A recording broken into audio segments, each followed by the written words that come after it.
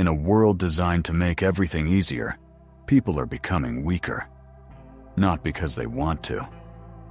Nobody wakes up thinking, I want to be soft, unfocused, and fragile today. But that's exactly what happens when life becomes too comfortable. Today, you can order food without leaving your chair. You can entertain yourself without ever being bored. You can avoid confrontation, avoid responsibility, avoid discomfort. And the world will gladly let you. Modern life gives you every tool to escape difficulty, and that is precisely why doing hard things matters more than ever. The Stoics understood something that the modern world has forgotten. Ease is a trap. Comfort is a silent killer. And the fastest way to destroy your potential is to avoid difficulty. Stoic philosophers like Marcus Aurelius, Seneca, and Epictetus lived in times far harsher than ours: war, disease, political chaos, slavery. And yet, they didn't just survive. They grew. They sharpened themselves. They used adversity as a training ground, not a curse. They believed this simple truth: your character is built by the hard things you choose to do, not the easy things that happen to you. Today, most people avoid discomfort at all costs. They quit at the first sign of resistance. They procrastinate the moment something feels challenging. They run from anything that demands discipline. But here's the harsh reality. When you avoid what is hard, life itself becomes harder. And when you face what is hard, life itself becomes easier. That is why this video matters. Because every day, you're surrounded by people who crave shortcuts, hacks, instant gratification, and effortless success. People who want the results, but refuse the struggle. But the Stoics knew, strength is not given. Strength is earned through deliberate suffering, chosen challenge, and the willingness to step into discomfort. In today's world, doing hard things is more than a personal growth strategy. It's a competitive advantage. It's what separates the focused from the distracted, the disciplined from the impulsive, the resilient from the fragile. This video will show you the Stoic approach to discipline, the ancient method for building a mind that doesn't fall apart when life gets heavy, a mind that can endure difficulty, pressure, uncertainty, and still move forward with clarity and purpose. Because modern life wants to soften you, but Stoicism teaches you how to become sharp again. Let's begin. The Stoic philosophy of voluntary hardship. Stoicism doesn't glorify suffering for its own sake. It doesn't tell you to chase pain like a badge of honor. What it teaches is far more intelligent and far more dangerous to the comfort-obsessed world we live in. If you voluntarily do what is difficult, life cannot break you with what is unexpected. To the Stoics, hardship was not punishment. It was preparation.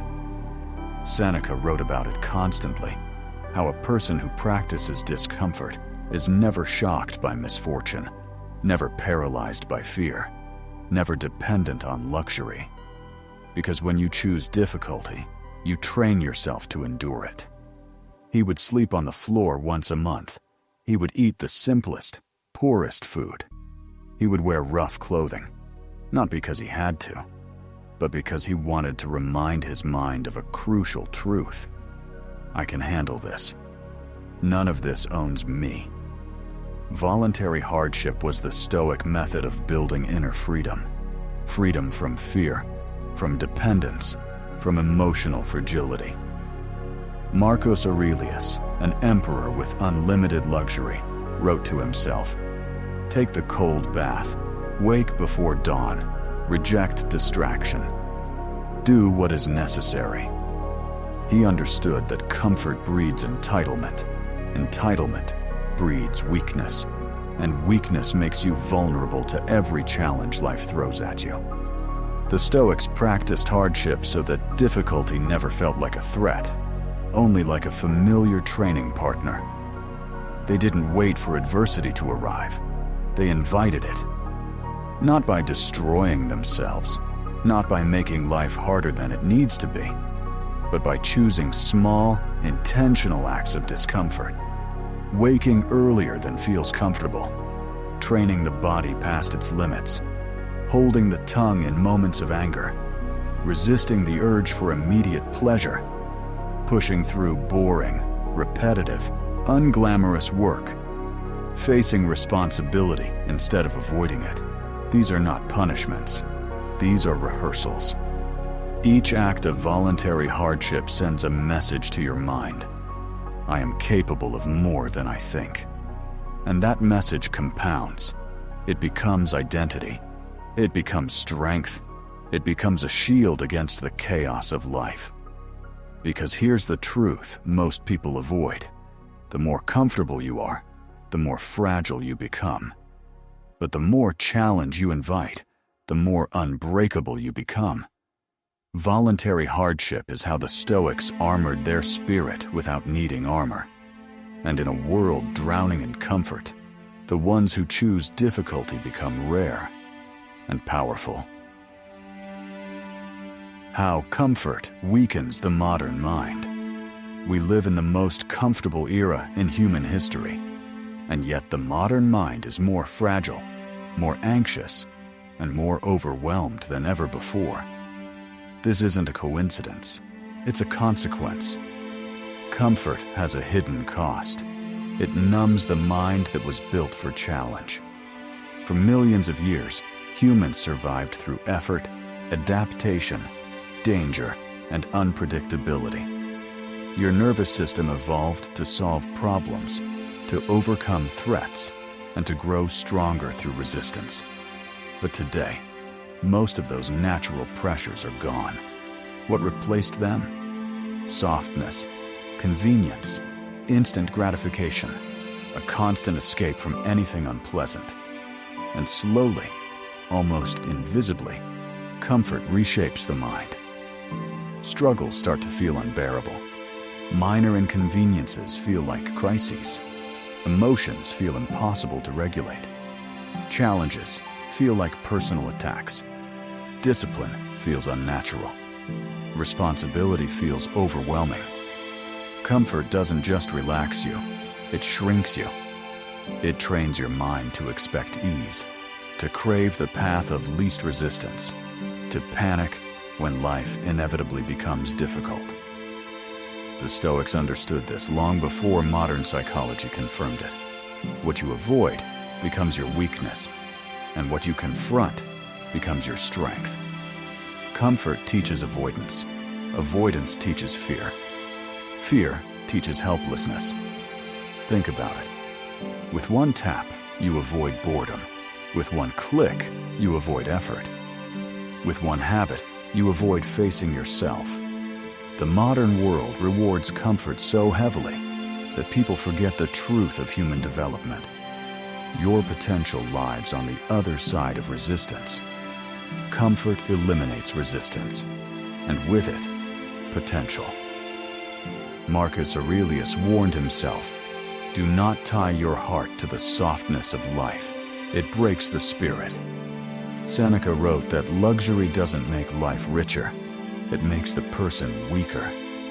Epictetus taught that the more comforts you rely on, the more enslaved you become. Because here's the paradox. The things we think protect us are often the things that imprison us.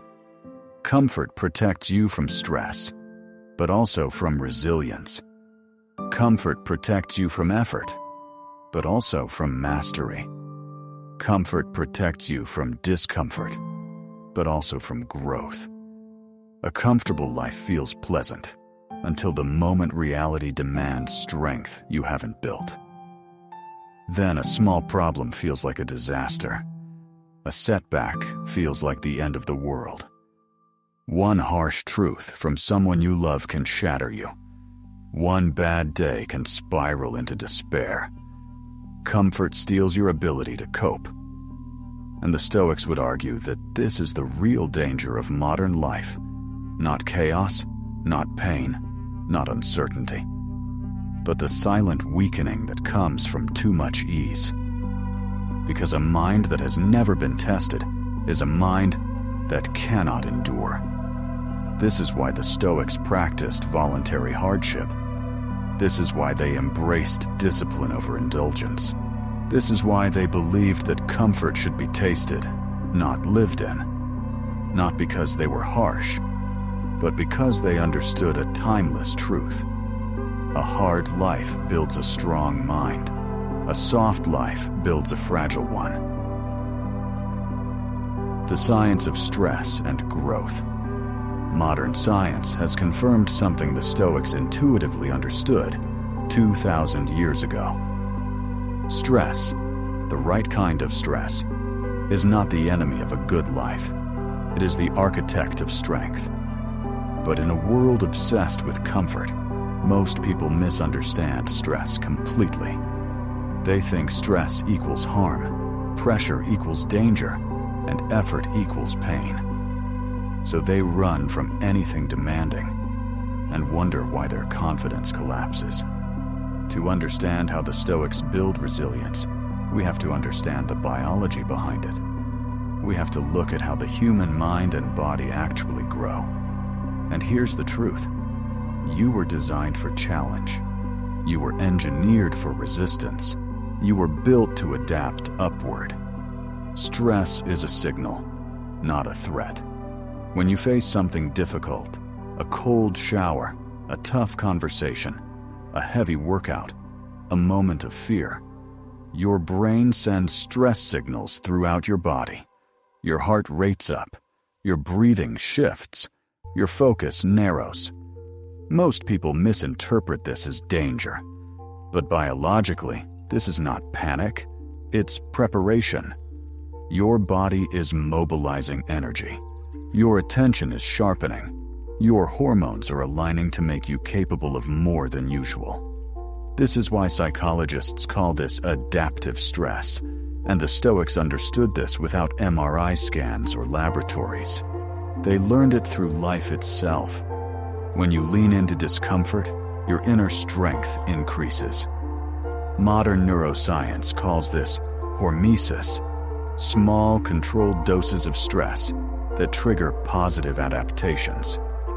Your brain literally rewires itself to handle more. Stoicism called it training the soul. Growth comes from tension, not ease. Think about how every meaningful skill is built. Your muscles grow by tearing. Your mind grows by stretching. Your courage grows by stepping into fear. Your focus grows by resisting distraction. Your discipline grows by saying no when you want to say yes. Life uses stress as a sculptor. Remove stress, and the sculptor has nothing to work with. Epictetus said, "What breaks you is not hardship, but the refusal to face it." Modern psychologists would agree. Avoidance strengthens fear. Exposure strengthens resilience. This is why the people who constantly chase comfort become overwhelmed by the smallest challenges. They never give their brain a chance to grow. And the brain wants to grow. It is biologically wired for it. Your stress threshold is trainable. Your brain has a kind of stress tolerance, a threshold for what you can handle without breaking. Most people assume this is fixed. It's not. It expands through exposure. If you expose yourself to cold, you adapt. If you expose yourself to challenge, you adapt. If you expose yourself to discomfort, you adapt. If you expose yourself to fear, you adapt. This is why Stoic voluntary hardship works. You intentionally place yourself in controlled stress so that uncontrolled stress doesn't destroy you. Marcus Aurelius repeatedly reminded himself to do unpleasant tasks willingly, not because they feel good, but because they build the kind of mind that can withstand anything. Modern scientists call this stress inoculation. The Stoics called it preparing the mind.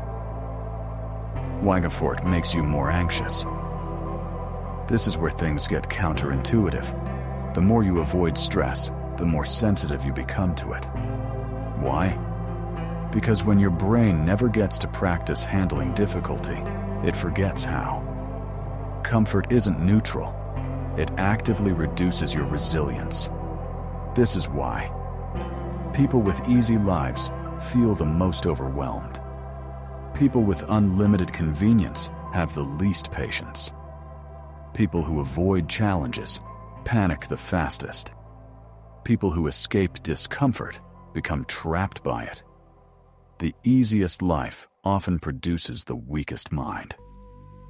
Your brain is always adapting. The question is simply, adapting to what? To strength or to fragility? Stress plus recovery. Strength. Growth does not come from stress alone. It comes from the cycle. Stress, recovery, strength. The Stoics practiced discomfort, but they also valued rest, reflection, stillness, and moderation. This balance is exactly what modern physiology recommends. Push yourself, then recover, then push again, and repeat consistently. Too much stress breaks you. Too little stress weakens you. The right stress transforms you. This is why Seneca warned his students, softness protects the body, but corrupts the mind. And he didn't say this poetically, he said it medically. He saw how Romans who pursued luxury became physically fragile, mentally chaotic, and spiritually empty. He knew what modern scientists know now. Hardship is medicine. Comfort is an addiction. Stress is the stimulus. Growth is the response.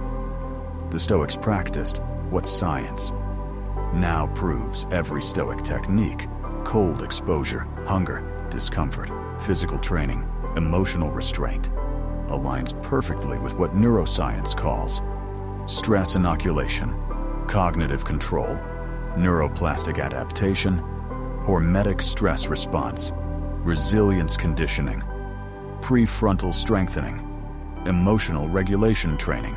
2,000 years before labs and textbooks, they discovered the formula for psychological strength. Face difficulty voluntarily, and difficulty loses its power over you. Avoid it, and it becomes your master. Building the habit of doing hard things. If the Stoics taught anything with absolute clarity, it's this: courage is not a personality trait, it's a habit. Discipline is not motivation, it's repetition. Strength is not inherited, it's built. People think strong individuals are born with some kind of rare mental steel. But Marcus Aurelius wasn't born disciplined. Epictetus wasn't born unbreakable. Seneca wasn't born wise. They became who they were by practicing one thing again and again, doing hard things on purpose. And the truth is harsh, but liberating. Your life becomes easier when you choose the harder path regularly. Your life becomes harder when you always choose the easy one. Building the habit of doing hard things is not about forcing yourself into suffering. It's about reshaping the self, transforming who you are at the deepest level. Let's break down how the Stoics developed this habit and how you can build it in a world designed to make you soft, distracted, and overwhelmed. Hard things become easy when they become familiar. The first psychological principle the Stoics understood intuitively is this: hardness is relative. Difficulty is a comparison, not a fixed state. Talking to strangers is hard, only if you never do it. Cold exposure is hard, only because you're used to warmth. Deep work is hard, only because your mind is rewired for stimulation. Waking up early is hard only because your baseline is comfort.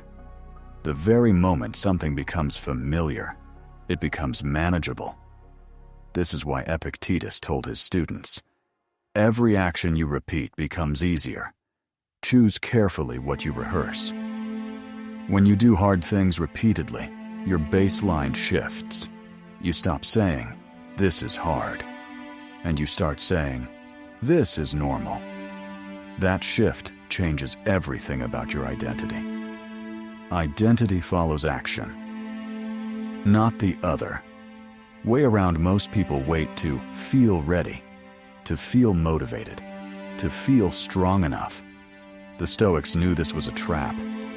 Identity is not what you feel. Identity is what you practice.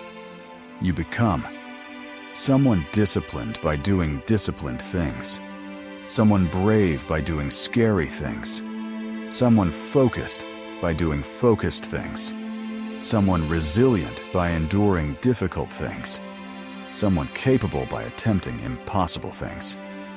Action shapes belief. Belief shapes identity. Identity shapes behavior. But the chain always begins at the same place. Action. Doing. Behavior. Repetition. You don't become a person who does hard things. You do hard things until you become that person. Start small. Build big. Never stop. Stoic training was always incremental. No one wakes up and suddenly becomes unbreakable. No one becomes Marcus Aurelius in 1 week. No one becomes disciplined by reading a quote or listening to a motivational speech. The Stoics built themselves piece by piece. Small actions. Taking the colder path. Waking up earlier than comfort demands. Walking instead of riding.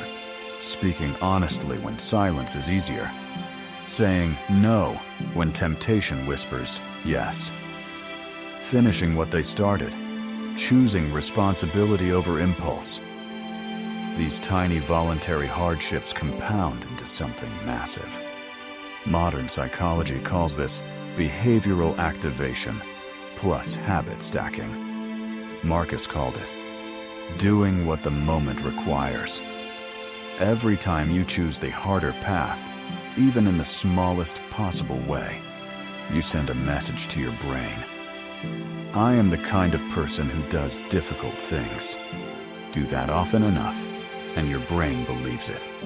And once your brain believes it, everything changes. Discomfort must become a companion, not an enemy. People fail to build discipline because they misunderstand the goal. They think the aim is to eliminate discomfort. But the Stoics knew the truth. The aim is to stop fearing discomfort. Not to avoid pain, but to stop being ruled by pain. Not to love suffering, but to withstand suffering. Not to crave ease, but to operate without ease. This shift in relationship, from fear to acceptance, is everything. When discomfort becomes expected, normal, even respected, it loses 90% of its power.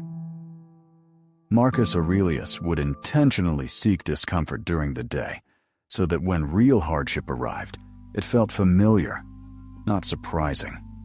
Your goal is the same. Turn discomfort into a training partner, not an enemy. Build routines that challenge you daily. Hard things must be built into your lifestyle, not once per week. Not only when you feel like leveling up. Not only when you're hyped from a motivational video. Daily. Consistently. Predictably. Because the brain changes through repetition. If you want the habit of doing hard things, you must architect your days so that challenge is unavoidable. Examples of Stoic-inspired habits. Cold exposure teaches shock control. Early rising teaches discipline over comfort. Deep work blocks teaches focus. Daily physical training teaches grit. Speaking the truth gently but firmly teaches courage. Holding silence teaches self-control. Finishing tasks completely teaches responsibility. Purposeful inconvenience teaches resilience. These are not random acts. They're signals to your nervous system. Train it consistently, and it adapts upward. Avoid it consistently, and it adapts downward. Hard things compound like interest. The most powerful part of doing hard things is not the individual tasks, it's the accumulation. Missing one workout doesn't matter. Doing one workout doesn't matter. But a year of small disciplines?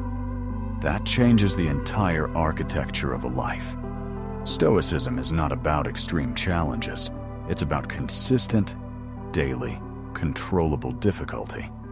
The kind of difficulty that reprograms your self-image.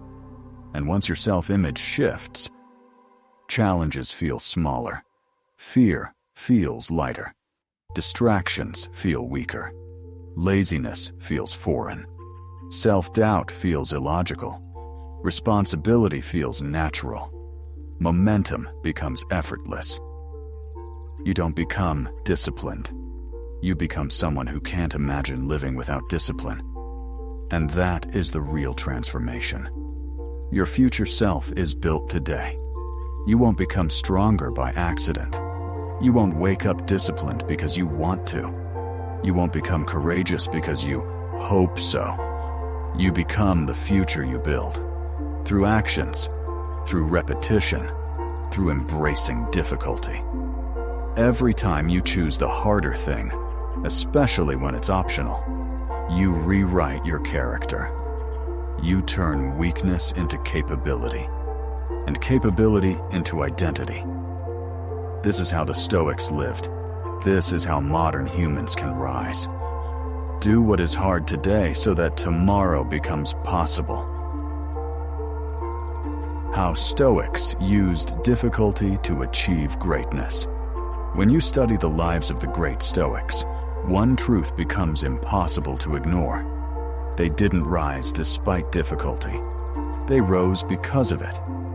Their greatness wasn't born from comfort, talent, or luck. It was born from the way they used adversity as a forge, a place where character, discipline, and clarity were created through fire. And if you look closer, each of the great Stoics used hardship in a different but equally powerful way. Marcus Aurelius, turning chaos into leadership. Marcus ruled during one of the most catastrophic periods in Roman history. A deadly plague, economic instability, political betrayal, invasions on multiple fronts, the loss of multiple children, constant pressure from the empire he was trying to hold together. Most people would break under even one of these burdens. Marcus endured them all simultaneously. But the way he processed difficulty changed everything. Instead of asking, "Why is this happening to me?" he asked, "What does this challenge demand from me?" That shift from victim to strategist is pure Stoicism. To Marcus, hardship was not punishment. It was material. Raw clay that the mind could shape into strength, patience, justice, and discipline. He treated obstacles as exercises. An uncooperative general, a lesson in calm communication, a betrayal, a lesson in forgiveness and clarity, a plague, a lesson in leadership under fear, exhaustion, a lesson in duty, sorrow, a lesson in acceptance. He didn't become a great emperor after these struggles. He became one through them. Seneca, mastering voluntary hardship. Seneca lived surrounded by wealth, influence, and political danger. But unlike most powerful men, he didn't trust comfort. He believed comfort makes the mind fragile. So he practiced discomfort intentionally. He slept on the floor. He fasted. He wore rough clothing. He rehearsed losing everything. When his friends asked why, he answered, "So that I may never fear what I can endure." Seneca understood something modern psychology now confirms. When you choose difficulty on your own terms, fear loses its power. When discomfort is familiar, life cannot bully you. His greatness didn't come from luxury. It came from immunity to it. Epictetus, transforming suffering into wisdom. Epictetus began life with nothing. Actually, less than nothing. He was born a slave, physically abused, denied freedom. Most people would have accepted a broken identity. But Epictetus did something extraordinary. He refused to let events define him. He let his response define him. He realized that even in slavery, one thing remained untouchable: his mind. He used every hardship, every beating, every humiliation, every restriction as a chance to strengthen that one inner freedom. Later, as a teacher, he told his students, "Circumstances do not make the man. They only reveal him to himself." Epictetus became one of the greatest philosophers in history, not because his life was easy, but because he mastered how to meet difficulty with clarity, control, and courage. Difficulty was their training, not their enemy. People today see difficulty as something to avoid. Stoics saw it as something to train with. Just like a blacksmith uses fire to shape steel, the Stoics used hardship to shape character. To them, discomfort trained resilience. Fear trained courage. Loss trained acceptance. Chaos trained focus. Temptation trained self-control. Setbacks trained creativity. Insults trained patience. They didn't seek suffering for suffering's sake. They used it the way athletes use weights, as resistance that builds strength. This mindset is what turned ordinary men into timeless examples of inner power. The Stoic pattern: hardship, reflection, practice, strength. The Stoic formula for greatness can be summarized in 4 steps. 1. Hardship life. Throw something painful, unexpected, or overwhelming. 2. Reflection. Instead of reacting blindly, the Stoic pauses and asks, "What can this teach me? How should a wise person respond? What virtue does this moment require?" 3. Practice. They apply discipline, patience, acceptance, or courage. Not once, but repeatedly. 4. Strength. With repetition, the difficult becomes manageable. The manageable becomes routine, and the routine becomes part of who they are. This cycle repeated dozens, hundreds, thousands of times. And over time, they became unshakable. Where this matters today, we live in the most comfortable era in human history, and yet we're more anxious, distracted, uncertain, and emotionally fragile than ever. The Stoics would say that the problem isn't life, it's our relationship to difficulty. We avoid the very things that could make us strong. We chase ease and wonder why we feel weak. We escape discomfort and wonder why we cannot handle stress. Stoic greatness wasn't magic. It wasn't talent. It wasn't destiny. It was trained.